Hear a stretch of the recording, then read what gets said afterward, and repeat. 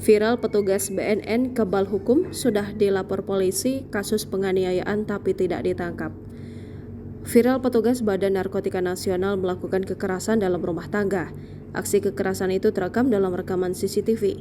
Videonya kemudian viral setelah diunggah di Instagram @isrocuy.official. Dalam keterangan unggahan itu disebutkan bahwa kekerasan tersebut bukan pertama kali terjadi.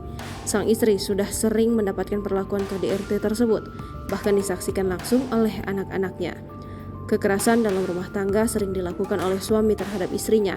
Sudah acap kali dilakukan walaupun disaksikan langsung oleh anak-anaknya. Isi narasi dalam keterangan unggahan itu. Paling miris, aksi kekerasan itu dilakukan di depan anaknya.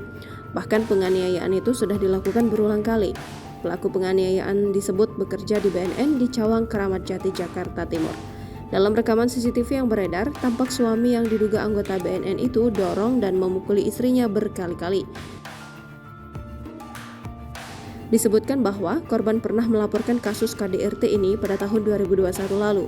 Kasus KDRT tersebut ternyata sudah pernah dilaporkan oleh sang istri kepada polisi pada tahun 2021. Namun hingga saat ini belum ada tindakan tegas dari pihak berwajib atas kekerasan yang dilakukan oknum anggota BNN itu.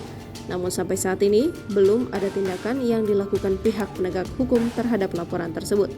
Bahkan kabarnya oknum anggota BNN itu diduga dilindungi oleh penegak hukum. Dari keterangan sang istri menyampaikan menduga pihak pelaku kekerasan dilindungi oleh oknum pihak penegak hukum itu sendiri. Hingga berita ini ditulis belum ada keterangan lebih lanjut dari pihak terkait atas kasus ini. Meski demikian, kini video KDRT tersebut viral dan beredar luas di media sosial. Sontak unggahan itu ramai oleh komentar warganet.